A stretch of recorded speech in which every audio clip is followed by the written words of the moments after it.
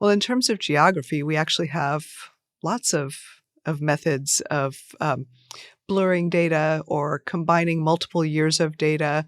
Or one of my favorites is geomasking, where you actually move the points, but in a random distance and direction, but you maintain the spatial patterns.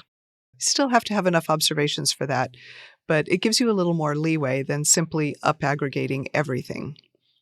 So there are ways to do it, but it's tricky, and people are nervous, right? Because you want to obey the law. You don't want to hurt any individual's privacy, but you really want to be able to use all this rich, important data. You said moving the points. Like, let's go a little bit more into that. I'm very curious to know how that works. Like, I'm trying to wrap my brain around. So you're moving things around. You said it still maintains some of the spatial interactions. How does that work? Do you have maybe like an example of how that could work? I'll try to approach it backwards. So you want to have a situation where you look at a point on a map and it's been moved enough so that it could be any one of a group of points in your data set, right? So you cannot distinguish that point A is the person you think it is among points A, B, C, D, and E.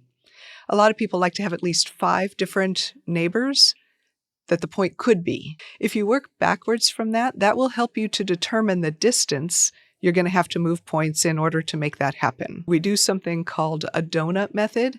So picture a donut, right? It's got a hole, and then it's got an outer edge. You have to move at least further than inside the hole. So you have to move out to that boundary. It's got to be in the donut. So you don't have to go any further than the outer edge. So if you put it within the donut anywhere in that circle, right, random direction, then you are in a safe zone. And when you move that point, if you have a relatively big enough data set, doesn't have to be huge, then you can maintain spatial patterns because the 5 neighbors are still neighbors. They've just all been moved so that you couldn't distinguish them. So how is that different than just aggregating those 5 into one dot that has the same size as 5? It's actually very different because you are keeping point data. And when you have point data, you can have more than one attribute. Okay. If you're aggregating the data, you can only use one. Hey, if you like this, you can actually listen to the full interview right here. Otherwise, I'll catch you next time. Cheers.